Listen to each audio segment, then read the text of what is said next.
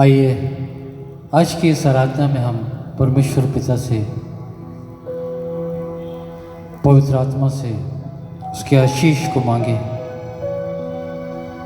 कि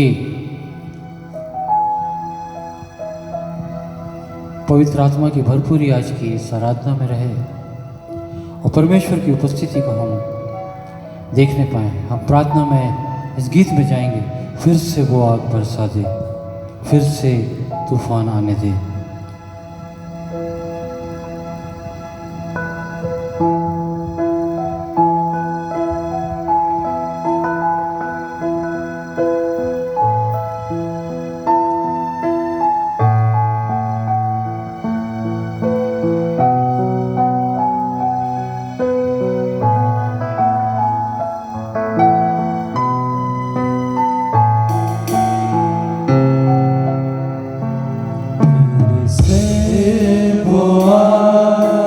बरसा दे, फिर से तूफान आने दे, तेरी महिमा से, तेरी सामर्थ से, फिर से तू अभिषेक कर दे, फिर से वो आग बरसा दे, फिर से तूफान आने दे, तेरी महिमा से, तेरी सामर्थ से, फिर से तू अभिषेक कर दे। पवित्र आत्मा, पवित्र आत्मा,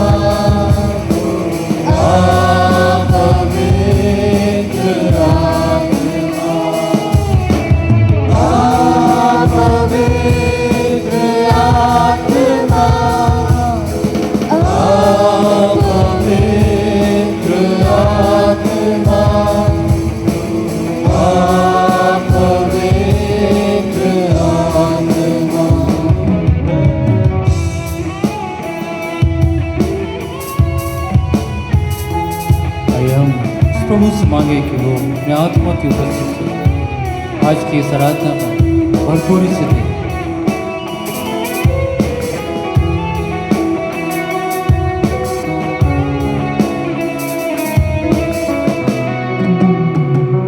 बहने दे उस हवा को, छू ले हर एक दिल को,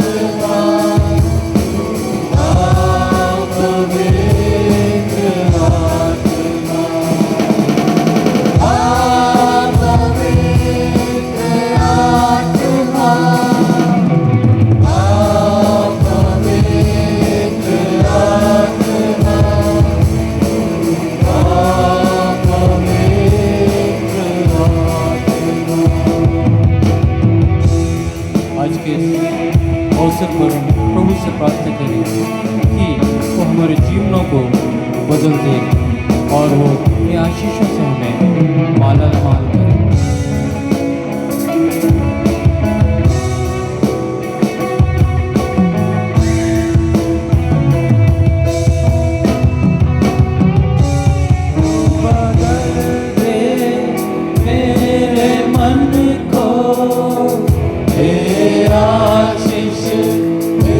जीवन को तू बदल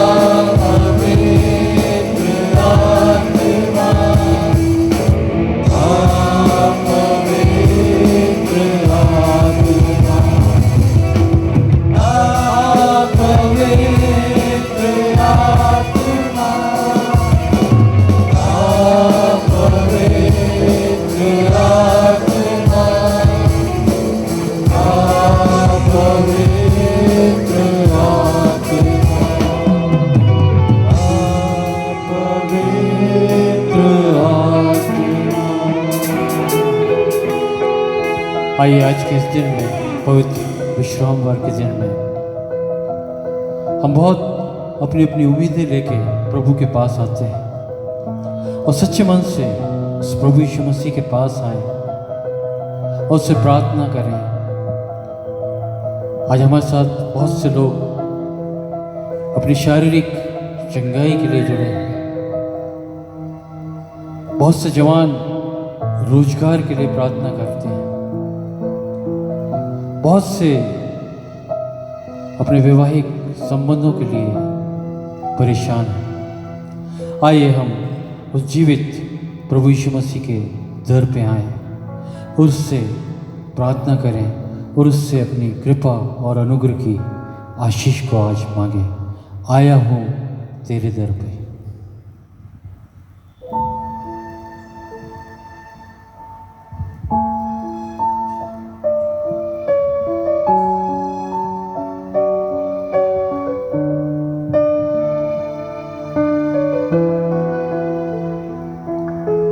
कुछ ना रह गया अब बाकी, कुछ भी नहीं, ख्वाहिशें मेरी अब ना रही, अब ना रही।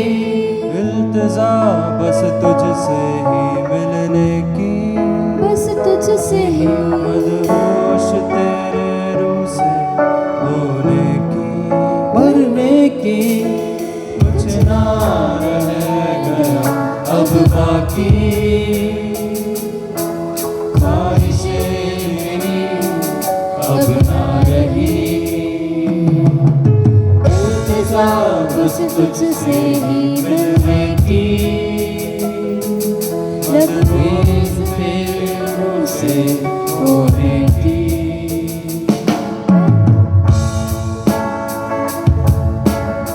हम उस प्रभु से कहें कि मैं मिट्टी हूँ प्रभु, तू कुम्हार है, आज के इस दिन तू मुझे बना। कुछ ना रह गया अब बाकी, ख्वाहिशें मेरी अब ना रही, इल्तिजा बस तुझसे मिलने की, लबरेज तेरे रूह से होने की। मैं तो माटी हूँ, उठा ले, आई हूँ भर दे। मैं तो माटी हूँ, उठा ले, आई हूँ भर दे। आया हूँ मैं तेरे दर पर, निगाह करम कर, तू मुझ पे नजर कर। बैठा हूँ लगा के आस तुझसे, ओ दीदार मेरा तेरे रूह से। आया हूँ मैं तेरे दर पर, निगाह करम कर, तू मुझ पे फजल कर। बैठा हूँ लगा के आस तुझसे, ओ दीदार मेरा तेरे रूह से।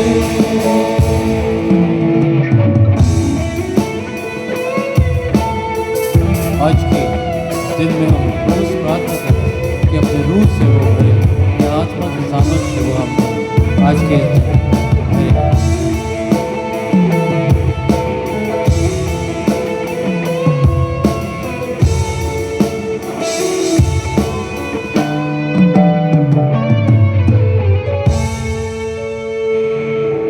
रूह से अपने तो चला मुझको, मुझको चला, मैं तेरे अब मैं बढ़ सकूं बढ़ता रहूं, गहराइयों में ले चल प्रभु मुझको प्रभु। महरूम तेरे रूह से मैं ना रहूं, अब ना रहूं, रूह से अपने तू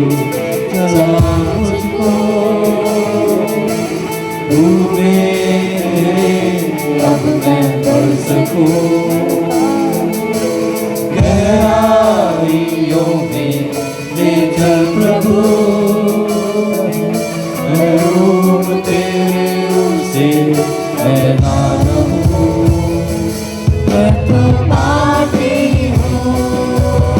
उठा ले, खाली हूँ, भर दे, मैं तो माटी हूँ। उठा ले, खाली हूँ, भर दे,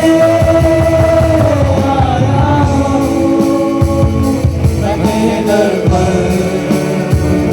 निगाहें करम कर, तू मुझ पे पकड़ कर, हो बैठा हूँ लगा के आस तुझसे।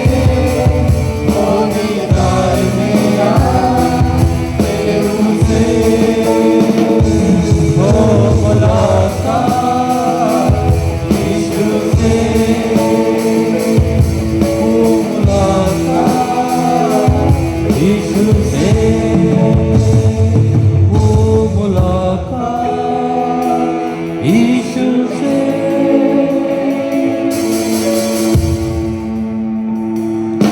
प्रभु, हम आज की दिन में आपको धन्यवाद देते हैं, धन्यवाद देते हैं आज के इस दिन के लिए जो आपने हमारे लिए सृजा था। प्रभु, वचन के सेवक के साथ हो प्रभु जी, और सुनने वालों के साथ होइए प्रभु जी। आज इस विश्रामवार के दिन जो भी लोग बड़ी आस से अपनी चंगाई के लिए तुझसे प्रार्थना करते हैं प्रभु जी, आप उन्हें अपने चंगाकारी हाथ से अपनी चंगाई प्रदान करें प्रभु जी। जो भी अपनी उत्तम अभिलाषा को लेकर आपके पास आए प्रभु जी, आपके नाम से वो पूरी होने पाए। आज के इस दिन में जो वचन यहाँ बोया जाता है प्रभु जी, वो लाखों लाख गुना फलवंत होने पाए प्रभु जी। अपनी आत्मा की आशीष जुम्बिश ऊपर उंडेलिए पिता परमेश्वर, कि सब सुनने वाले तृप्त होने पाए प्रभु जी। वचन के सेवक को आपके पास हाथों में एक बार फिर सौंपते हैं। इस पूरी आराधना का संचालन आप करिए पिता परमेश्वर। प्यारे बेटे प्रभु यीशु मसीह के नाम से मांगते हैं, सुनिए, स्वर्ग राज में ग्रहण करिए, आमीन।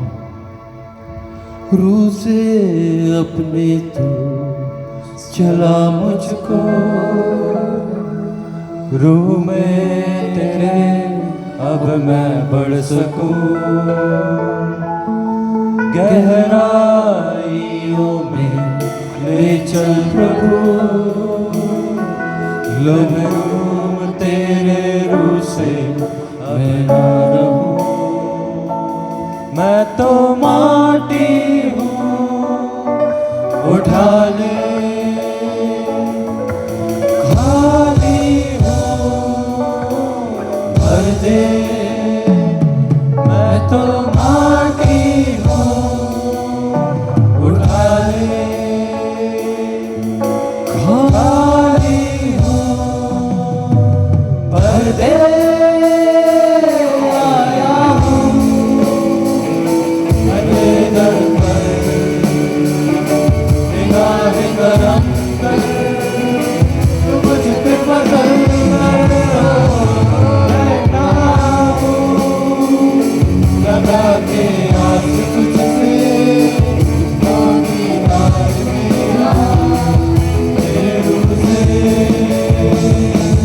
हो मुलाकात यीशु से, हो मुलाकात यीशु से, हो मुलाकात यीशु से।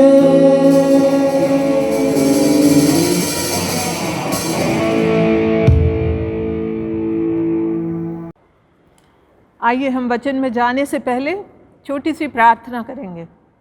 महान सामर्थी सर्वशक्तिमान परमेश्वर, बहुत दीनता और नम्रता के साथ आज शाम इन जवानों के साथ आपके कदमों पर हैं प्रभु। धन्यवाद देते हैं कि तूने ऐसा प्रबंध किया कि हम जवानों तक तेरे वचन को पहुंचा सकते हैं। खुदावंद, आपके कदमों पर इन सारे बच्चों को रखते हैं, जवानों को रखते हैं पिता, और चाहते हैं कि वचन उनके लिए प्रभावशील होने पाए। मेरी अगुवाई करें पिता पवित्र आत्मा की उपस्थिति से, कि मैं वचन जो बोऊं वो तेरी उपस्थिति में हो सके और वो बच्चों पर प्रभावशाली हो सके। प्रभु यीशु मसीह के पवित्र और मीठे नाम से मांगती हूँ, सुन और कबूल कर लें, आमीन। आइए हम वचन में जाने से पहले कुछ वचन को बाइबल में से पढ़ेंगे जो हमें मिलता है पहला शामुएल उसका 16वां अध्याय उसका 6 से 13 पद तक, जहाँ यूँ लिखा हुआ है, जब वे भीतर आए तो उसने एलियाब को देखकर सोचा, निश्चय यहोवा का अभिषिक्त उसके सामने है। परंतु यहोवा ने शामुएल से कहा, उसके रूप को मत देख, न उसके कद की ऊंचाई पर ध्यान दे, क्योंकि मैंने उसको अस्वीकार किया है। क्योंकि परमेश्वर का देखना मनुष्य के समान नहीं, मनुष्य तो बाहरी रूप को देखता है, परंतु परमेश्वर हृदय को देखता है। तब यिशै ने अबीनादाब को बुलाया और उसको शामुएल के सामने होकर जाने दिया। उसने कहा, यहोवा ने इसको भी नहीं चुना। इसके बाद यिशै ने शम्मा को सामने से निकलने को कहा। तब उसने कहा, यहोवा ने इसको भी नहीं चुना है। इस प्रकार यिशै ने अपने 7 पुत्रों को शामुएल के सामने होकर जाने दिया और शामुएल ने कहा, यहोवा ने इनको नहीं चुना। तब शामुएल ने यिशै से कहा, क्या सब बच्चे यही हैं? उसने कहा, सबसे छोटा तो अभी रह गया है, और सुन, वह तो भेड़ें चरा रहा है। तब शामुएल ने यिशै से कहा, उसे बुलवा भेज। तब शामुएल ने यिशै से कहा, उसे बुलवा भेज, क्योंकि जब तक वह यहाँ ना आए तब तक हम यहीं बैठेंगे। अतः वह उसे बुलवाकर भीतर ले आया। उसके तो लाली झलकती थी, उसकी आंखें सुंदर और चेहरा रूपवान था। तब यहोवा ने कहा, उठ, अभिषेक कर, यही है वह। तब शामुएल ने तेल भरा सींग लेकर उसके भाइयों के बीच में उसका अभिषेक किया। उसी दिन से यहोवा का आत्मा दाऊद पर बल से उतरता रहा। शामुएल उठकर रामा को चला गया। वचन के पढ़े जाने और सुने जाने पर परमेश्वर पिता आशीष उंडेलें। आइए हम कुछ बातें युवाओं से करेंगे और युवाओं से निवेदन है कि बहुत ध्यानपूर्वक उसे सुनेंगे जो परमेश्वर उनसे कहना चाहते हैं। आज की जो परिस्थिति है, आज का जो परिदृश्य है, उसे हम देखें तो सब तरफ बेरोजगारी, अविश्वास, धोखा, फरेब का जाल बिखरा हुआ है। हिंसा, मारकाट, लैंगिक अपराध, चाइल्ड एब्यूज़, दिखावा, अनैतिक आचरण, बलात्कार, पोर्नोग्राफी जैसी शब्दावलियाँ आज आम हो गई हैं। बीमारियाँ, घातक बीमारियाँ, महामारियाँ, बाढ़, अग्नि से प्रभावित लोग, घरों की तबाही को हम देख रहे हैं। युवाओं के सामने आज भविष्य अंधकारमय हो गया है और डर और चिंता का माहौल बना हुआ है। आज युवाओं में जो चिंता है वो बहुत हाई लेवल की एंग्जाइटी उत्पन्न कर रही है। हम भी बुज़ुर्ग होकर ये सोचते हैं कि ऐसे समय में हम कभी नहीं रहे। ऐसा परिवर्तनशील समाज और समय आज तक कभी नहीं देखा गया। एक मनोवैज्ञानिक ने कहा है, पिछले 30 वर्षों की तकनीकी आवागमन के साधन, स्वास्थ्य, यहाँ तक कि वैश्वीकरण, ग्लोबलाइजेशन के परिवर्तन भी देखें तो पिछले 300 वर्षों के बदलाव के बराबर है। और आज हम देखते हैं कि दुनिया मुट्ठी में समा गई है, चीज़ें बहुत जल्दी बदलती हैं और ये युग जो है वो तकनीकी का युग है। हम जानते हैं कि मीडिया प्रभावशील है और उस मीडिया के कारण हमारे लोग, सारे लोग समाज में बहुत अधिक एंग्शियस हो गए हैं। मोबाइल और टीवी और कंप्यूटर का युग है जिसमें बच्चे बच्चे तक उसमें प्रशिक्षित हो चुके हैं। परमेश्वर का वचन जो है, जो हम फिलिप्पी में पढ़ते हैं, फिलिप्पी 4 उसके 6 और 7 पद में हम देखें तो वहाँ लिखा हुआ है, किसी भी बात की चिंता न करो। ऐसे समय में अपने जीवन के बारे में सोचना, जीवन में आगे बढ़ने के रास्ते निकाल कर चलना है। कठिन समय है, अनुकूल वातावरण नहीं है, जीवन में आने वाली आंधियों का सामना सभी को करना है। और तब वचन हम पढ़ते हैं तो वहाँ लिखा हुआ है, मैंने प्रतिज्ञा नहीं की, परमेश्वर का वचन कहता है मैंने प्रतिज्ञा नहीं की कि जीवन में कठिनाइयाँ नहीं आएंगी, पर यह प्रतिज्ञा किया कि हर कदम पर जीवन में मैं तुम्हारे साथ रहूँगा, दिन में शक्ति दूँगा, आंसुओं में शांति और आराम दूँगा, और आपके कठिन रास्तों में मैं प्रकाश दूँगा। और ऐसा सुंदर वचन जो हमें मिलता है बाइबल में, उसके द्वारा हम बहुत अधिक प्रभावित होते हैं और हम परमेश्वर की नज़दीकी में जाना चाहते हैं। आप देखें कि यदि इस तरह की प्रतिज्ञा हमारे सामने परमेश्वर पिता ने की है, तो ऐसे समय में हमें आवश्यकता है कि हम अपने सृजनहार के कदमों पर चले जाएं। इस दुनिया में परेशानियां तो आएंगी, प्रार्थना करें, प्रभु की संगति ही एक रास्ता है जिसमें हम जा सकते हैं। और तब हम ये भी सोचते हैं कि अब इतनी परेशानियों के बीच हम कैसे प्रार्थना में जा सकते हैं, परंतु ध्यान दें वचन में बहुत सी बातें लिखी हुई हैं। एक शब्द जो अंग्रेजी का है वो है वॉच, जिसकी स्पेलिंग है WATCH। और जब हम इस शब्द को देखते हैं तो उसकी स्पेलिंग में जाते हैं तो उसमें लिखा हुआ है W पहले है। W का मतलब है वर्ड, शब्द। और तब हम कहते हैं परमेश्वर के साथ हमारे शब्द अति आवश्यक हैं, और इसलिए वो शब्द हमें प्रार्थना में प्रकट करना है। पहला शामुएल में लिखा हुआ है, मन को खोलकर पिता के समक्ष रख दो, लगातार प्रार्थना करें। भजन संहिता में भी लिखा हुआ है, इतनी प्रार्थना करें कि मूर्छित हो जाएं। भजन उसका 84 और दूसरे पद में लिखा हुआ है। इसी तरह राजा दाऊद ने प्रार्थना की, और राजा दाऊद की प्रार्थना में लिखा हुआ है, हे यहोवा मेरे मुंह पर पहरा बैठा, मेरे होठों के द्वार की चौकसी कर, मेरे हृदय को किसी भी बुराई की ओर न झुकने दे, मैं अधर्मियों के साथ दुष्टता के कार्य में न लग जाऊं। और इसलिए परमेश्वर से विनती करता है कि मेरी चौकसी कर। इसी तरह से दूसरा जो अल्फ़ाबेट है वो है A, और A से हम जानते हैं हमारे एक्शंस, हमारे कार्यों की चौकसी करना है हमें। पौलुस कहता है, मैं देह को मारता कूटता और वश में लाता हूँ, क्योंकि हमारा देह विभिन्न दिशाओं में विभिन्न बुरे कार्यों में लग जाता है। और इसलिए सुलेमान ने भी अपने पुत्र को चेतावनी देकर कहा था, यत्नपूर्वक अपने हृदय की चौकसी कर, क्योंकि जीवन का मूल स्रोत वही है। और इसलिए हमें अपने कार्यों की चौकसी करना अत्यंत आवश्यक है। तीसरा हम देखते हैं जो अल्फ़ाबेट है वो है C, कैरेक्टर। हमें अपने चरित्र की चौकसी करना है, और ये चरित्र की चौकसी के लिए बिली ग्राहम ने बहुत सुंदर शब्द कहा है। वो वाक्य जो उन्होंने कहा है वो मैं आपके सामने रखती हूँ। उसने लिखा है, यदि धन गया तो कुछ नहीं गया, यदि स्वास्थ्य गया तो कुछ हानि अवश्य हुई, परंतु यदि चरित्र गया तो सब कुछ चला गया। और इसलिए कैरेक्टर में लिखा हुआ है कि अपने चरित्र की चौकसी कर। हम जानते हैं कि जब यूसुफ को उसके भाइयों ने बेच दिया, सबसे पहले उसको गड्ढे में डाल दिया, और गड्ढे में से उसका जो अंगरखा था वो निकाल लिया, वो ही उसका एकमात्र धन था। परंतु यूसुफ ने उस अंगरखे की चिंता नहीं की, उसकी परवाह नहीं की।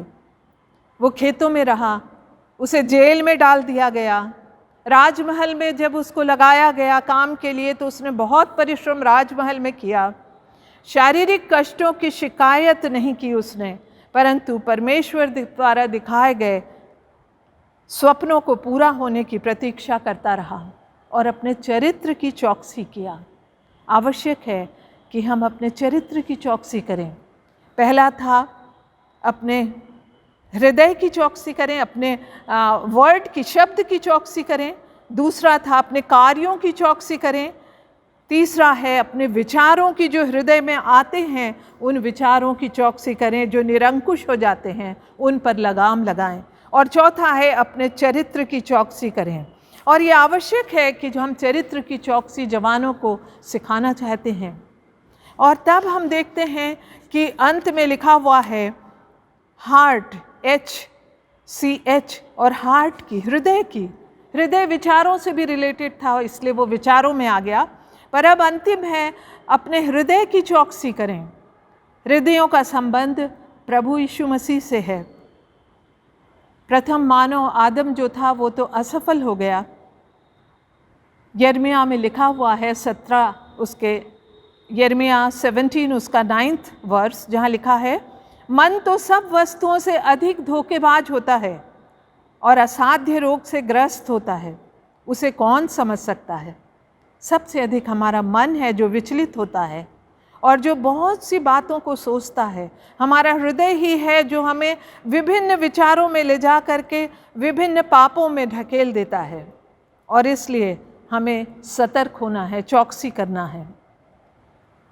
यहेजकेल उसके 14 अध्याय में 3-4 से लेकर के 8 पद तक लिखा हुआ है, मनुष्यों ने अपनी मूर्तियां अपने हृदयों में स्थापित की है। ये मूर्तियां कौन सी हैं? प्रभु कहता है कि जो मूर्तियां इन्होंने अपने हृदय में स्थापित की हैं, उनके कारण मैं अपना मुख उनसे मोड़ लूँगा। और इसलिए वो मूर्ति पूजा का पाप सबसे प्रबल पाप कहलाता है, क्योंकि वो घृणित वस्तुएं मूर्ति पूजा में आती हैं। जब वे मिस्र से बाहर निकले थे इस्राएली, तो मूर्ति पूजा का पाप सबसे अधिक हठीला पाप था। हमारे हृदय में भी ये पत्थर स्वरूप हो जाता है, चाहे वो हमारे स्वार्थ का पाप हो, चाहे अभिलाषा की मूर्ति पूजा हो, चाहे किसी लत की, शराब की लत, विभिन्न ड्रग्स की लत, या फिर अन्य कोई बात जो हो जो हमारे हृदय को बहुत अधिक उद्वेलित करती रहती है। ये सब मूर्ति पूजा के पाप हैं। और इसलिए मूर्ति पूजा न केवल मूर्ति के सामने सिर झुकाना है, परंतु सारी जो हृदय की कमज़ोरियां हैं वो भी मूर्ति पूजा के अंतर्गत आती हैं। और इसलिए परमेश्वर ने हमसे वादा भी किया है, यहेजकेल की पुस्तक में ही लिखा हुआ है कि वो चाहता है कि हमें बदल दे। और कैसा? यहेजकेल की उसी पुस्तक में आप पढ़ेंगे तो वहाँ लिखा हुआ है, परमेश्वर प्रतिज्ञा देते हैं, हमसे प्रतिज्ञा करते हैं कि वे पत्थर के हृदय को मांस के हृदय में बदल देंगे। जो पत्थर हमने जमा कर रखे हैं, विभिन्न मूर्ति पूजा जो हमारे हृदय में जमा है, वो सब को निकाल करके प्रभु मांस का हृदय दे देंगे। ऐसा प्रेमी परमेश्वर है, और ये प्रेमी परमेश्वर हमारे हृदय की चौकसी करने को तैयार है। पर जब हम परमेश्वर को, उस प्रभु यीशु मसीह को जो हमारे लिए क्रूस पर चढ़ाया गया, उससे प्रेम करें, और इसलिए अत्यंत आवश्यक है कि हम प्रभु यीशु मसीह के कदमों पर जाएं और उससे निवेदन करें, विनती करें, उसके कदमों पर बैठें। मार्गरेट थैचर जो प्राइम मिनिस्टर थी कभी ब्रिटेन में, उन्होंने बहुत सुंदर 4 वाक्य लिखे हैं। उन्होंने कहा है, अपने विचारों की चौकसी करो क्योंकि वे शब्द बनते हैं, अपने शब्दों की चौकसी करो, वे ही कार्य बनते हैं, अपने कार्यों की चौकसी करो क्योंकि वे आदतें बनती हैं, अपनी आदतों की चौकसी करो क्योंकि वे चरित्र बनते हैं। और ये चरित्र बनते हैं, ये इम्पॉर्टेंट है कि हम विचारों से लेकर शब्दों और कार्यों और आदतों तक जब जाते हैं तो ये हमारे चरित्र का निर्माण करते हैं। और इसलिए हमें बहुत सतर्कता की ज़रूरत है। वचन हमें चिताता है। हम देखें कि अभी हमने जो वचन पढ़ा था, पहला शामुएल उसका 16 अध्याय में से कुछ ही शब्दों को पढ़ा था, वहाँ 15 और 18 वचन में लिखा हुआ है, तब शाऊल के कर्मचारियों ने उससे कहा, सुन, परमेश्वर की ओर से एक दुष्ट आत्मा तुझे सताती है। हमारा प्रभु अपने सामने उपस्थित कर्मचारियों को आज्ञा दे कि ऐसा व्यक्ति खोजें जो वीणा वंदन में निपुण हो। आप देखिए कि निपुणता कहाँ कहाँ परखी जाती है। हम जानते हैं, बाइबल में हमने बचपन से दाऊद और गोलियत की कहानी को बहुत पढ़ा है, पर हम ये जानते हैं कि दाऊद जो था वो भेड़ों को चराता था, और क्या करता था, वो अपने भाइयों के साथ जाकर उनकी बातों को सुनकर उनकी बातें अपने पिता को जाकर बताता था कि ये किस किस बात, कौन कौन सी बातें कर रहे थे। और तब आप सोचिए कि उसने वीणा वादन में निपुणता हासिल कर ली थी। आगे हम देखेंगे और वो काहे में निपुण हो गया था। वो निपुण व्यक्ति को जब खोजें कहा तो उसके 17 और 18 पद में लिखा हुआ है, अतः शाऊल ने अपने कर्मचारियों से कहा, ठीक है, एक निपुण वादक का प्रबंध करो और उसे मेरे पास ले आओ। और तब वे किसे लाते हैं? वो उस सामर्थी योद्धा जो कहलाता था सामर्थी योद्धा। वो कहता है कि ईशय के एक पुत्र को मैंने देखा है जो निपुण संगीतज्ञ है। आप भी संगीत में रुचि लेते हैं, बहुत से लोग इंस्ट्रूमेंट्स बजाते हैं, आप देखिए कि उसमें निपुणता कितनी मायने रखती है। ईशय के पुत्र को देखा जो निपुण है, संगीतज्ञ है, वह साहसी और सामर्थी योद्धा है, बात करने में भी बुद्धिमान और रूपवान है। ये उसके कर्मचारी उसे बता रहे हैं राजा को, और तब वो उसे अपनी सेवा में लगा रखता है। और आप इसको आगे पढ़ेंगे जब पूरा वचन में, ज़रूर इसको पढ़िएगा, 16 और 17 अध्याय पहला शामुएल का। वहाँ आप देखेंगे कि वो जब वो सेवा करने लगा, संगीत बजाता था, तो इसे बड़ी शांति मिलती थी। और तब वो बड़ा प्रेम करता था दाऊद से। और जब दाऊद से वो प्रेम करने लगा तो उसने उसे क्या कर लिया? उसके ही वचन में लिखा है वर्स 19 से 23 में कि वो उसको हथियार ढोने वाला बना लिया, अपने साथ साथ रखने लगा, और वो उसे हथियार ढोने वाला बना लिया। उसकी उन्नति हो गई। वो योद्धा तो था ही, वो अस्त्रों को, शस्त्रों को पकड़ना जानता था। वो उसके अस्त्र शस्त्र की रखवाली करने लगा, पकड़ने लगा। दाऊद में सबसे बड़ी बात जो थी, वो स्वयं अनुशासित था।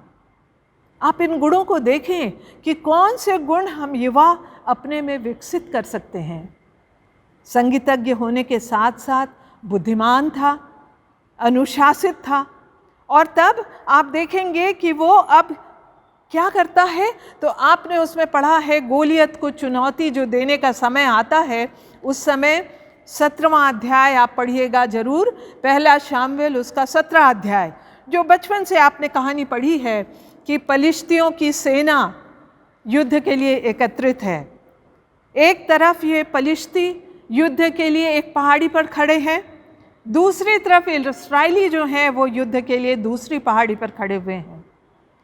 और तब क्या होता है कि इसमें से बीच में जो घाटी है, वो घाटी वहाँ पर स्थित है। और तब इसी जगह लिखा हुआ है कि गोलियत अब चुनौती दे रहा है। ये गोलियत कौन है? तो वो बड़ा वीर योद्धा है, जायंट लिखा हुआ है, बहुत ही बड़ा है वो, मोटा ऊंचा पूरा है, 6 हाथ का एक बीता, 6 हाथ और एक बीता उसकी ऊंचाई है, बहुत मोटा है, ऊंचा है। और वो उस सेना में, जो पलिश्ती की सेना है, उस पलिश्ती के सामने, सेना के सामने 40 दिन तक सामने निकलता है और सामने आकर के चुनौती देता है।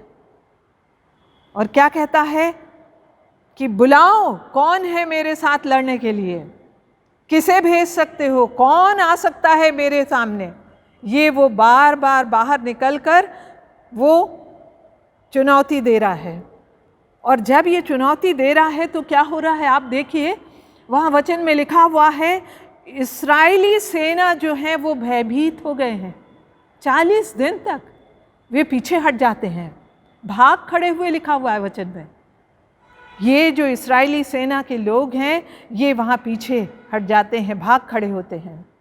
और तब क्या होता है, वो इनाम घोषित करता है राजा अपनी ओर से कि जो इसको लड़ेगा उसको मैं बहुत सारा इनाम दूंगा, और उसे क्या करूंगा, वो एक बेटी से उसका विवाह कराऊंगा और उसे बहुत ऊंची पदवी पर रखूंगा। और तब भी लोग सामने नहीं आते हैं, पलिश्ती सेना से लोग सामने नहीं आते। वे कहते हैं इसके सामने कौन जाएगा। इसके पूर्वजों को भी हमने देखा है कि वे कैसे थे और कैसे हमारी इस्राएली सेना को इन लोगों ने मार डाला, हमारे बाप दादाओं को, पूर्वजों को इन्होंने मार डाला, ये कह रहे हैं। परंतु आप वचन में पढ़ेंगे कि यहाँ पर दाऊद जो है वो दाऊद भेड़ चढ़ाने के लिए अपनी निकला हुआ है। और तब उसमें लिखा है कि यिशै के 3 बड़े पुत्र थे। जो कि शाऊल की सेना में युद्ध के लिए गए हुए थे। और वे तीनों पुत्र जो थे, वो तीनों पुत्र वहाँ पर हैं, उस सेना में हैं, पर उनमें से भी कोई भी नहीं निकल रहा है, जिनके नाम थे एलियाब, अबीनादाब और शम्मा। और दाऊद उनमें सबसे छोटा था। ये तीन बड़े पुत्र तो शाऊल की सेवा में लगे रहते थे, परंतु ये भेड़ बकरियां चराने के लिए बैतलहम आया जाया करता था। और जब 40 दिन तक ऐसा हुआ, ईशै ने अपने पुत्र से कहा दाऊद से कि तू जा, रोटी और थोड़ा सा सामान लेकर अपने भाइयों की खोज खबर लेकर कुशल क्षेम ज्ञात करके मुझे बता। और तब दाऊद वहाँ चला जाता है। जब दाऊद वहाँ जाता है तो दाऊद ने सुना कि वो उसी तरह से सामने निकल करके फिर से चुनौती दे रहा है। और तब दाऊद क्या कहता है, उसमें पहला शामुएल उसके 17 उसके 26 पद में लिखा हुआ है, ये पलिश्ती होता कौन है जो जीवित परमेश्वर की सेना को ललकारे। आप देखिए, दाऊद तो केवल रोटी लेकर गया था भाइयों के लिए। भाई लोग नाराज़ हो रहे हैं, भाई उससे कहते हैं कि तू यहाँ क्यों आया है, परंतु ये सुनता है और कहता है कि ये पलिश्ती होता कौन है जो जीवित परमेश्वर की सेना को ललकारे। लोगों ने, जो सेना के अधिकारी थे, उन्होंने जाकर शाऊल को बता दिया कि एक दाऊद जो है वो इस तरह से कह रहा है। तब शाऊल उसको बुला भेजता है और उससे कहता है कि तू कैसे छोटा लड़का है, तू कैसे उसके साथ लड़ेगा। पर दाऊद का जवाब होता है, तेरा दास उस पलिश्ती से लड़ेगा। कितनी अद्भुत बात है कि ये एक छोटा लड़का और उससे लड़ने को तैयार हो जाता है। और वो जवाब देता है, यहोवा ने, जिसने कि मुझे सिंह और भालू से बचाया, वही पलिश्तियों के हाथ से बचाएगा। ये जरूर आप पहला शामुएल उसका 17 अध्याय पढ़ेंगे, वहाँ वो लिखा हुआ है कि वो जरूर उसे बचाएगा, मुझे बचाएगा। कितना बड़ा विश्वास वो प्रदर्शित करता है। ये फेथ है एक जवान का, और ये विश्वास जो है बहुत बड़ा है। और तब वो कहता है कि मैं लड़ूंगा। और वो जब उसको शाऊल अपना पूरा अस्त्र शस्त्र दे करके पहना करके भेजना चाहता है, वो कहता है मुझे इसकी ज़रूरत नहीं, मैं इसको लेकर उसके सामने लड़ने नहीं जा सकता। और वो क्या करता है, वहीं पर से घाटी से कुछ पत्थर, चिकने पत्थर उठाता है, अपने जेब में रखता है और अपना गोफन पकड़ता है और लड़ने के लिए चला जाता है। इस्राएल की सेना के परमेश्वर के नाम से तेरे पास आता हूँ। केवल गोफन और कुछ पत्थर लेकर, हम गाने में गाते हैं, दाऊद ने गोफन से गोलियत को मारा। एक बड़ा जायंट गोलियत के सामने ये क्या लेकर गया, गोफन और 5 पत्थर लेकर गया। बच्चे बार बार, जब आप छोटे थे, आप गाते थे इसे कि गोफन से घुमा घुमा कर मारा। और कितने पत्थर से? 1 पत्थर से मारा। उसने किसको महिमा दिया? उसने परमेश्वर को महिमा दिया और कहा कि संग्राम तो यहोवा का है। वचन में 47वें वर्स में आप देखेंगे लिखा हुआ है, संग्राम तो यहोवा का ही है, वही तुम्हें हमारे हाथ में कर देगा। और ऐसा कह के वो उसके पास चला जाता है। आप देखिए कि वो उसे मार गिराता है और पलिश्ती सेना हार जाती है। इसको ज़्यादा लंबा न करते हुए मैं बताना चाहूँगी कि इस तरह दाऊद, जो कि गोलियत 40 दिन तक इन सारे इस्राएलियों की सेना को डराता रहा, अस्त्र शस्त्र लैस था, परंतु दाऊद ने केवल गोफन और 1 पत्थर से उसको मार गिराया। ऐसे जायंट को, जो कि शक्तिशाली दिखाई दे रहा है, लंबा ऊंचा पूरा दिखाई दे रहा है, एक छोटे जवान को सामने देखकर हंसी उड़ा रहा था। और उसके बाद इसी जवान ने उस जायंट को, उस शक्तिशाली योद्धा को मार गिराया। आप सोचिए कि जो 40 दिन तक इस तरह चिल्लाता रहा, उसके सामने ये जब दाऊद गया होगा तो उसको कैसा लगा होगा। उसने सोचा होगा, आ तो मैं तुझे एक चुटकी में मार गिराऊंगा। परंतु उसके बाद आप ये भी देखें कि उसने उस जायंट को कैसे मार डाला। आप अपने जीवन में अनुभव करें इसको कि ऐसे कितने जायंट हैं, ऐसे कितने शक्तिशाली योद्धा हैं जो आपके जीवन में आते हैं। और वो कैसे योद्धा हैं? वो बैटल अभी स्टार्ट नहीं हुआ आपका, आप जवान हो रहे हैं, परंतु आप फंस जाते हैं। आप उसको हराने के लिए सामने नहीं आ पाते और फंस जाते हैं। वो जायंट कौन सा है? वो योद्धा कौन सा है? वो योद्धा है सेक्स का, वो योद्धा है ड्रग्स का, शराब का, बुरी आदतों का, अनैतिक संबंध का। पर वो कहता है हमारे विरोध में है पर हमारे साथ जीसस है। यदि जवान ये कहें कि वो शैतान, वो जायंट हमारे विरोध में है, पर हमारे साथ तो यीशु मसीह है। परंतु ऐसा नहीं होता। आप पहले ही बैटल शुरू होने से पहले आप हार जाते हैं। जब आपके बीच ऐसे साथी, ऐसे दोस्त आते हैं जो आपको ऐसी गलत आदतों में फंसाने के लिए आपको ले चलते हैं गलत रास्ते पर, तो आप फंस जाते हैं। आप कहते हैं बेरोज़गार हैं हम, हमें लोगों ने छोड़ दिया है, हम पर ध्यान नहीं देते हैं। लैंगिक अपराध और यौन अपराध और पोर्नोग्राफी और आप बहुत सी चीज़ों में फंस जाते हैं। आप कहते हैं हमें डिप्रेशन है।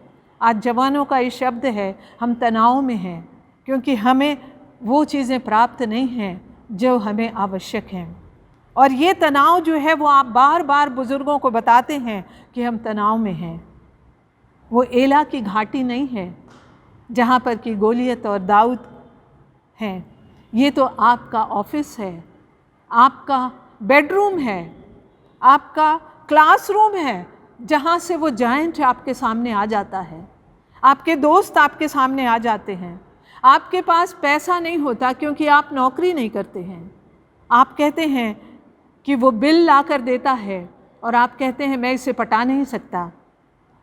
आप कहते हैं कि मेरा ग्रेड अच्छा नहीं आया 12वीं में, परसेंटेज अच्छा नहीं आया। आप शराब को छोड़ नहीं सकते। आप कहते हैं लत हो गई है, मैं इस लत को नहीं छोड़ सकता। आपके पास मोबाइल है और आप मोबाइल में बार बार वो गंदी चीज़ें देखते हैं, वो पोर्नोग्राफी देखते हैं और आप कहते हैं मैं इसे नहीं छोड़ सकता। वो गोलियत चिल्ला रहा है, ललकार रहा है आपको। आपकी इन सारी आदतों को लेकर के वो गोलियत एक वीर योद्धा होकर चिल्ला रहा है। और वो सुबह भी निकलता है, आपसे कहता है कि सामने आओ, मेरे सामने आओ। शाम को भी आपको डोमिनेट करके कहता है मेरे सामने आओ, मैं तुम्हें शांति दूंगा। तुम जितना डिप्रेशन है तुम्हारा डिप्रेशन मैं दूर कर दूंगा। और ऐसे डिप्रेशन में हमारे जवान बहुत से, आप दुनिया में आज देख रहे हैं कि बहुत से जवान इसी उसमें आत्महत्या के लिए चले जाते हैं और आत्महत्या तक करने के लिए वे अपने आप को प्रस्तुत कर देते हैं। डेविड ने ऐसा, दाऊद ने ऐसा नहीं किया, है ना। कैसी भी होपलेस सिचुएशन आई, आशा नहीं थी, परंतु उसने क्या कहा? वही है जो बचाएगा, मैं उसी के नाम से तेरे सामने आता हूँ और वही है जो बचाएगा। और हमारे जवान इस बात को आज भी सीखें, दाऊद के समान कह सकें कि वो परमेश्वर का अनुग्रह है कि आज मैं जीवित हूँ और मैं विश्वास योग्य बनना चाहता हूँ। हमें देखना चाहिए, हमें सोचना चाहिए जवानों कि हम किस रास्ते पर जा रहे हैं। क्यों नहीं अपने प्रभु यीशु के कदमों पर आकर हम पाप को स्वीकार करके कहते कि प्रभु मैं तेरे पास, तेरी संगति में रहना चाहता हूँ। एक बड़ी सुंदर वाक्य किसी ने लिखा हुआ है जो मैंने पढ़ा।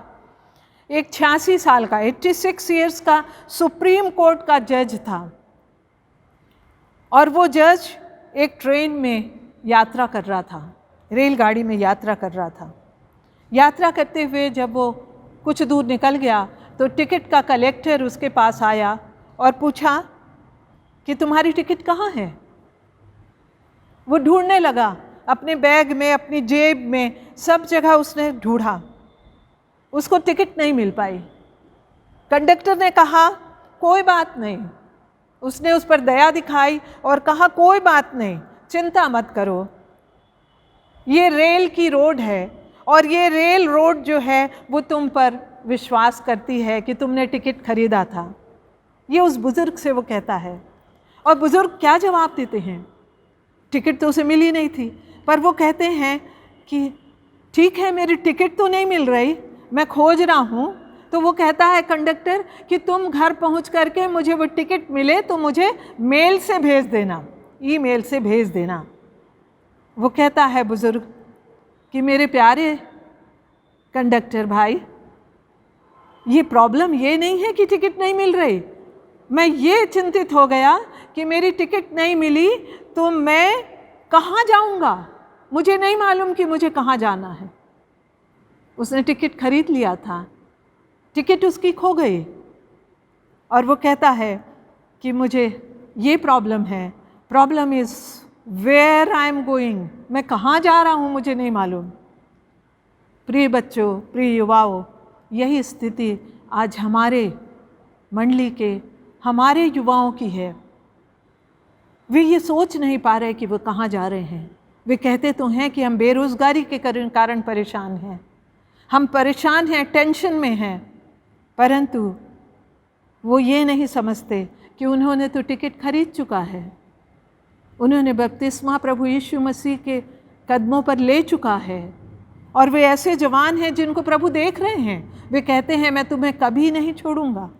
और उसके बाद भी वे वचन को सुनने आते हैं, वचन को सुनते हैं, मसीही कहलाते हैं, परंतु रास्ता भटक जाते हैं।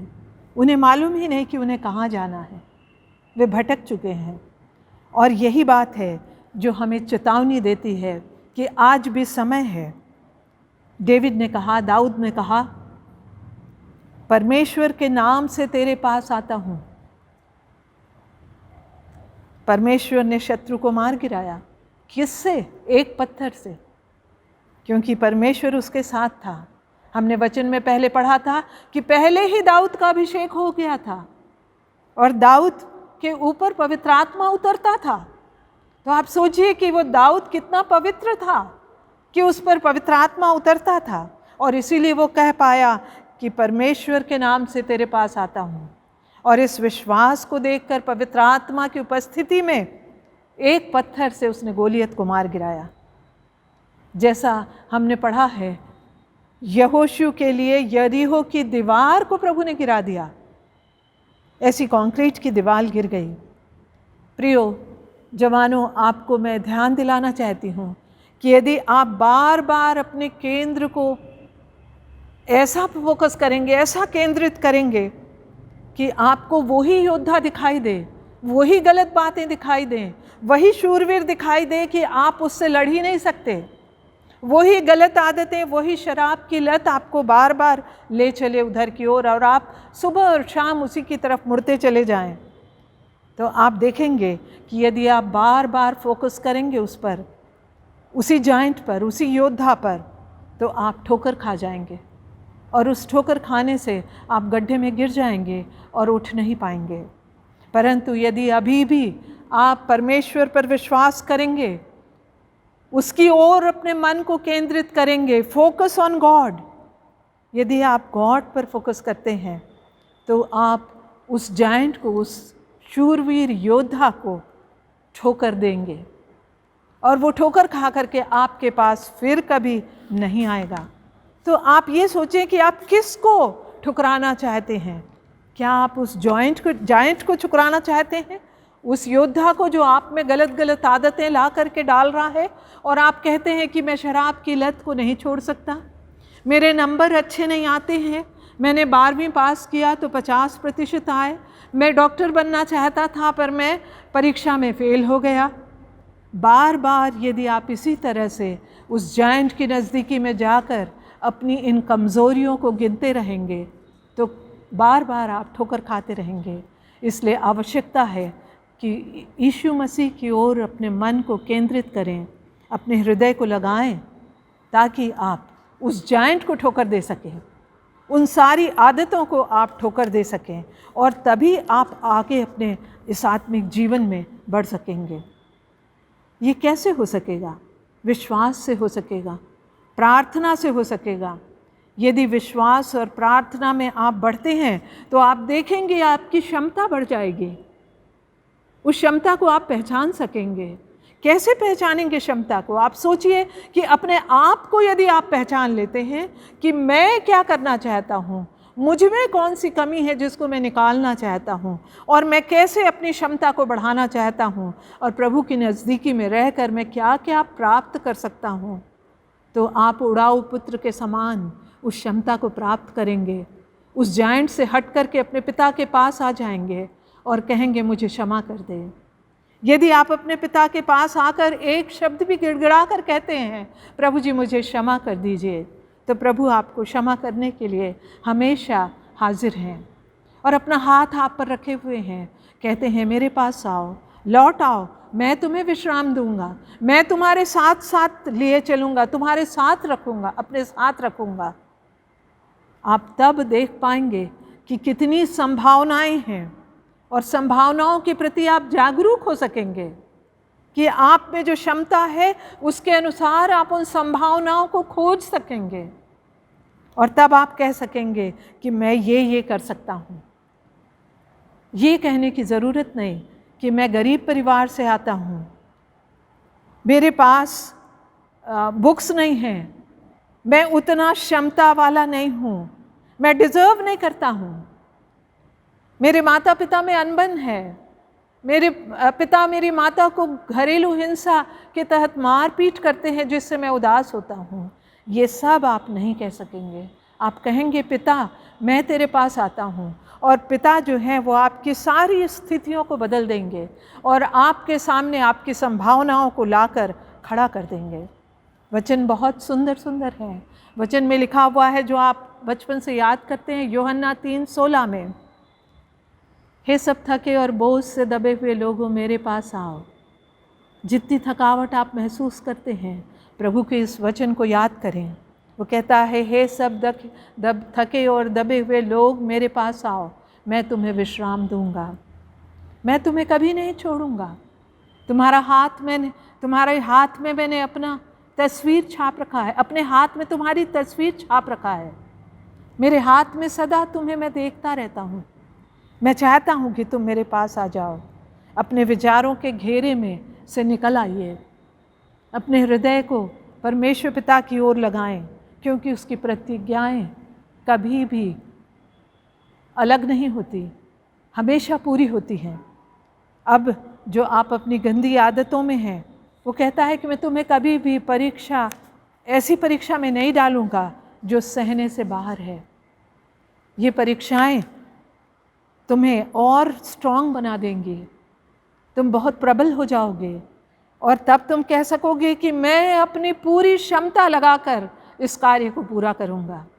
और तब जब आप ये कहोगे प्रभु आपको पूरी तरह से अपने साथ साथ लिए चलेगा और आपको आगे बढ़ा करके जहाँ आप चाहते हैं वहाँ आप पहुँच सकेंगे। इसलिए आपको आवश्यक है कि आप अपने इन जाइंट्स को, इन शूरवीर योद्धाओं को जो कि गलत आदतें हैं, उनसे आप छुटकारा पाएं और परमेश्वर पिता की ओर, यीशु मसीह की ओर ताकें, जो आपको इन सारी गलत आदतों से, इस जाइंट से छुटकारा दिला देगा।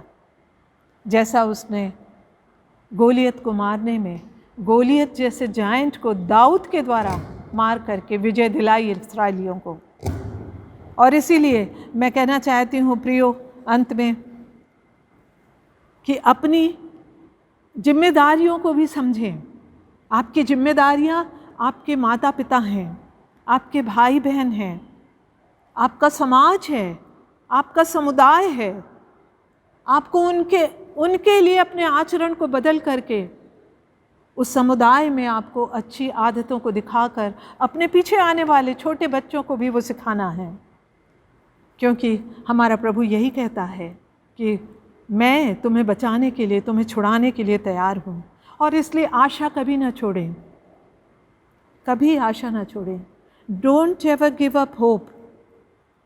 अभी यदि आप ये सब नहीं कर रहे हैं तो आप जाने कि यदि आप में आशा नहीं है तो आप जीवित नहीं, मृत हैं। और इसलिए जीवित दर्शन के लिए आपको उस आशा में जीवित रहना बहुत ज़रूरी है। और इसलिए अभी ज़रूरत है कि आप प्रभु यीशु मसीह से बातें करें, अपने एकांत में जाकर वचन को पढ़कर प्रभु से मांगें, जो आप चाहते हैं वो सब प्रभु के कदमों पर समर्पित कर दें और कहें कि मेरी आदतों को सुधारना है प्रभु। मैं आपके सामने आकर के कहता हूँ और समर्पण करके कहें कि मुझ में ये गलत आदतें हैं, आप मेरी सहायता करें। वचन में, नीति वचन में लिखा हुआ है 3 उसके 5वें और 6वें पद में, तू संपूर्ण हृदय से यहोवा पर भरोसा रखना, अपनी समझ का सहारा न लेना। बार बार आप सोचते हैं कि मैं तो अब नहीं सुधर सकता, ऐसी समझ आपकी गलत है। वचन में लिखा है संपूर्ण हृदय से यहोवा पर भरोसा रखना, उसी को स्मरण करके सब कार्य करना, तब वह तेरे लिए सीधा मार्ग निकालेगा। अभी भी प्रभु ने कहा है कि वो तुम्हारे लिए सीधा मार्ग निकालेगा। हमारी विनती और कल्पना से कहीं बढ़कर वो कार्य कर सकता है। और इसलिए मेरा निवेदन है, सबोपदेशक को ज़रूर पढ़ें, जहाँ सबोपदेशक 12:1 में लिखा हुआ है, अपनी जवानी के दिनों में अपने सृजनहार को स्मरण रख, इससे पहले कि विपत्ति के वे दिन आए, वे वर्ष आए जिनमें तू यह कहे इनमें मेरा मन नहीं लगता। इसलिए पतरस ने भी बहुत सुंदर वचन लिखा है, पहला पतरस उसके 5वां अध्याय उसकी 8वें पद में, संयमी और सचेत रहो, तुम्हारा शत्रु शैतान गरजने वाले सिंह की भांति इस ताक में रहता है कि किसे फाड़ खाए। और आज हमने देख लिया है कि वो गरजने वाला सिंह, जाइंट जो है, वो किस किस रूप में हमारे सामने आता है। और इसलिए सतर्क रहें कि वो जो ताक में है वो ताक हम उसे देने ना पाएं, वो तो फाड़ खाने को तैयार खड़ा है। आप अपनी जवानी के दिनों में प्रभु यीशु मसीह के कदमों पर चले जाएं। वो सृजनहार है जो आपको आज भी उन कंडीशन से, उन सिचुएशन से, उन दशाओं से निकालने को तैयार है। ये आज का संदेश जो है, मैं चाहती हूँ कि बहुत से जवान इसे सुने और इन वचनों को पहला शामुएल 16 और 17 अध्याय को पूरी तरह पढ़ें और पढ़ने के बाद ये निष्कर्ष निकालें कि प्रभु यीशु मसीह के कदमों पर जाना आवश्यक है, तभी हमारा जीवन बदल सकता है और जो हम चाहते हैं वो संभावनाएं हमारे सामने आ जाएंगी। और जो कठिनाइयाँ आज पृथ्वी पर हैं, पूरे दुनिया में आज महामारी जो कोरोना की फैली हुई है, जिसके कारण लाखों लोग मर रहे हैं, और हम उन्हीं पर विचार करते और उन्हीं लोगों के लिए हम प्रार्थना करते हैं। बच्चों, आज आवश्यकता है कि हम इन सारी बुराइयों के लिए भी प्रार्थना करें और उन बुराइयों से निकलें। तब हम देखेंगे कि प्रभु का आत्मा कैसे हमारे बीच आता है। उसने कहा है, तुम यदि घुटनों पर आकर प्रार्थना करोगे तो मैं तुम्हें तुम्हारे देश को भी चंगा कर दूंगा। हम प्रार्थना करें कि हम दुनिया के लोगों के लिए भी प्रार्थना करें, जहाँ पर कि बहुत अधिक हिंसा फैली हुई है, महामारी फैली हुई है, आगजनी हो रही है। बहुत से लोगों के घर, अभी आपने देखा कि लेबनान में भी इतना बुरा वो आग फैली कि कितने लोग उसमें मर गए और कितने लोग बेघर हो गए। ऐसे ही कैलिफोर्निया में आग फैली हुई है बच्चों, और वो आग जो है उस पर काबू नहीं कर पा रहे। ये सारे जो देश जो कि बहुत धनी देश कहलाते थे, वहाँ बहुत अधिक हिंसा फैली हुई है। वे सब नग्नता की ओर आ गए हैं।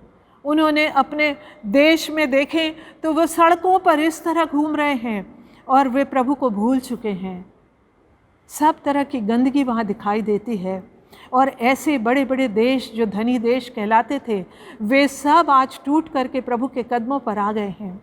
आवश्यक है कि वे भी आज प्रभु यीशु मसीह के कदमों पर आकर मांगें और सुधरें, क्योंकि प्रभु कहता है, मेरे पास आओ, मैं तुम्हें विश्राम दूंगा। आज जितनी तकलीफ़ें हैं, वो सब तकलीफ़ें, वो सब महामारी, वो सारी जो परेशानियां हैं जवानों की, बुज़ुर्गों की और सारे हर देश की, जहाँ की अनैतिकता फैली हुई है, यदि लोग चाहते हैं तो वे कदमों पर झुकें। हम अपने बच्चों को, युवाओं को, अपनी मंडली के लोगों को यही कहना चाहते हैं कि आज घुटनों पर आने की आवश्यकता है, ताकि हमारे लोग, बुज़ुर्ग, जवान, बच्चे सब ऐसी दशा को प्राप्त करें, कदमों पर आ जाएं और प्रभु की चंगाई को, प्रभु की आत्मिक उपस्थिति को अपने घरों में हम प्राप्त करने पाएँ। यही हम आज परमेश्वर से प्रार्थना में मांगना चाहते हैं और उनके लिए भी प्रार्थना करना चाहते हैं जो जवान बेरोज़गार हैं, जो जवान नौकरी की तलाश में हैं। ऐसे भी जवान हैं जिनकी नौकरी आज छूट गई है और वे चिंतित हैं। समय बहुत बुरा है। बहुत से बच्चे कॉलेज की पढ़ाई के लिए, अपने प्रवेश के लिए चिंतित हैं। वे बाहर जाना चाहते हैं पर ये समय है कि वे कहीं भी अभी प्रवेश नहीं ले सकते। कैसा बुरा समय है। और ये समय जो है कब निकलेगा, ये अनिश्चितता हमारे मनों में समाई हुई है। हम देख रहे हैं ये दिसंबर से जो महामारी फैली है, ये हम लोगों के बीच संगति को भी, हमारी आपसी संगति को भी निष्फल बना दी है। हम अपने चर्चेस में आराधना के लिए इकट्ठे नहीं हो सक रहे हैं। हमने अभी सुना है कि हमारे मसीही लोग भी कई जगह इससे महामारी से पीड़ित होकर बिस्तर पर पड़े हुए हैं। प्रियो, आज हम प्रार्थना करने चाहते हैं ऐसे सब लोगों के लिए जिन्हें परमेश्वर से प्रार्थना करने की आवश्यकता है। और हम चाहते हैं प्रभु हमारी प्रार्थनाओं को सुनकर उन सबों को अपनी चंगाई और अपनी शांति प्रदान करे। आइए हम प्रार्थना करें।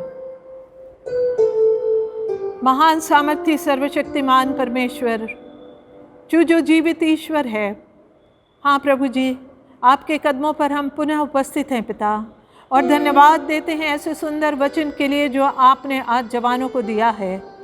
और पिता, वो सारे जाइंट्स को ठोकर देने के लिए प्रभु जी ये तैयार हो सके खुदाबंद, हम यही चाहते हैं पिता। और हम चाहते हैं हमारे जवान आपके कदमों पर झुकने पाएँ। और प्रभु जी सारी गंदी आदतें, सारी बुरी आदतें जो उनमें समाई हुई हैं, जिसके कारण माता पिता और मंडली के लोग चिंतित हैं, खुदावंद ये सब दूर हो सकें। प्रभु जी, हम एक एक जवान को प्रभु जी तेरे कदमों पर डालते और तुझसे निवेदन करते हैं इन जवानों की परेशानियों को आप देखें खुदावंद, आप इन पर अपना हाथ रखें खुदावंद। प्रभु जी, आपने लहू बहाया और शुद्ध किया है प्रभु। आप कहते हैं कि आओ मेरे पास आओ, लौट आओ, मैं तुम्हें विश्राम दूंगा। प्रभु जी, अभी भी लौट आने की सिचुएशन बने खुदावंद, और ये बच्चे तेरे कदमों पर आ जाएं। प्रभु जी, आज भी आप इन्हें क्षमा करने को तैयार हैं और आप कहते हैं मैं तुम्हें विश्राम दूंगा, मैं तुम्हारे साथ साथ तुम्हें अपने साथ साथ लिए चलूँगा। प्रभु, हम विनती और निवेदन करते हैं हमारे जवानों को आपके कदमों पर डालकर कि आपकी आत्मिक उपस्थिति इनमें होने पाए प्रभु, और ये इस वचन से प्रभावित हो सकें। तेरा वचन सिखाता है प्रभु जी, और ये वचन को सीखने के लिए सदा तैयार रहें और उसे ग्रहण करने वाले बन सके पिता। आज हम उन सबको याद करते पिता जो जवान नौकरी के लिए चिंतित हैं, जिनकी नौकरी जा चुकी है, उन्हें भी हम याद करते पिता। बहुत कठिन समय है प्रभु जी, उन्हें अपना जीवन चलाना कठिन दिखाई देता है। वे अपने घरों में आकर बैठे हुए और चिंतित हैं कि नौकरियां कैसे मिलेंगी। प्रभु जी, आपका अनुग्रह होने पाए। आप इन सब बच्चों को शांति दें पिता, और इनके लिए प्रबंध करें खुदावंद कि इनके लिए रोजी रोटी का प्रबंध होने पाए खुदावंद यीशु। वे लोग जो परेशान हैं, जिनकी शादियां होनी है प्रभु, और ऐसे समय में प्रभु जी, महामारी के समय जबकि शादी का मौका है खुदावंद, जो जवान शादी के लिए तैयार हैं खुदावंद, आप सहायता करें कि वे जब अपने शादी के लिए तैयारी करते हैं वे तुझे सामने रखें खुदावंद। आपका अनुग्रह उन पर हो कि उनका जीवन साथी आपकी इच्छा के अनुसार हो सके खुदावंद। हम उन सब को आज जो बिस्तर पर याद करते हैं खुदावंद, हाँ प्रभु जी, उनको तेरी उपस्थिति का एहसास हो। तू उनके बिस्तर पर है, हम जानते हैं तू चिंता करता है प्रभु जी, आपकी चिंता, हाँ प्रभु जी, आप उनके सिर पर हाथ रखे हुए हैं खुदावंद। आपसे चाहते हैं खुदावंद उन्हें चंगाई बख्श दें। मेरे अच्छे परमेश्वर, आप चंगा करने वाले परमेश्वर हैं, हमारी प्रार्थनाओं को सुनने वाले परमेश्वर हैं। एक एक जन के लिए प्रभु हम विनती करते हैं जो तुझे निहारते हैं, अपने बिस्तर पर पड़े हुए पुकारते हैं प्रभु, तो उनकी पुकार को सुन ले और उन्हें चंगाई दे प्रभु जी इस महामारी के समय हम ऐसे गरीब अनाथ दुखी लाचारों के लिए भी विनती करते, उन पर भी तेरे अनुग्रह का हाथ होने पाए प्रभु जी। उनके लिए ऐसे सहायक खड़े हों प्रभु कि वे अपने जीवन को संचालित सही ढंग से करने पाएँ। हमें भी तू मन दे पिता, सारे मंडली के लोग और जवान लोग मिल करके ऐसे लोगों की सेवा शुश्रूषा में अपने आप का योगदान देने वाले हो सके। मेरे अच्छे परमेश्वर, आप हमारी प्रार्थनाओं को सुनते हैं। हम सारे बुजुर्गों को, मंडली के हर एक सदस्य को, पास्टर को, पंचायत को आपके कदमों पर रखते हैं पिता, जिन्होंने की बड़ी मेहनत करके इस कार्य को संचालित किया कि जवान भी आशीषित होने पाएँ और प्रभु जी इस वचन को प्रभु प्रचार करने पाएँ। खुदावंद मेरे अच्छे परमेश्वर, हर एक को जो मेहनत करता है उसे आपकी आशीष मिलने पाए पिता। सभी बुजुर्गों को भी आशीष दीजिए खुदावंद यीशु, और अपनी नज़दीकी में रखिए। आज का दिन हम तुझे समर्पित करते हैं खुदावंद, और चाहते हैं कि आपकी उपस्थिति हर एक मसीही परिवार में होने पाए और हर एक का घुटना झुकने पाए प्रभु, कि हम उस आशीष को जो आप देना चाहते हैं उसे प्राप्त करने वाले हो सकें। वचन पर आपकी आशीष होने पाए। आज के इस वचन को जो आपके द्वारा दिया गया है प्रभु जी, उस पर आपका आशीष का हाथ इन जवानों पर होने पाए प्रभु जी, और जवानों के लिए प्रभु आप रास्ता निकालने वाले हो सकें। मैं अपने आप को भी समर्पण करती और विनती करती हूँ पिता, ये वचन जो बोया गया वो हम सब में प्रभावशील होने पाए प्रभु। आपकी आशीष के लिए धन्यवाद देते हुए इस प्रार्थना को आपके पवित्र और मीठे नाम से मांग लेती हूँ पिता, सुनिए और कबूल कर लीजिए। प्रभु यीशु मसीह के नाम से मांगती हूँ, आमीन आमीन।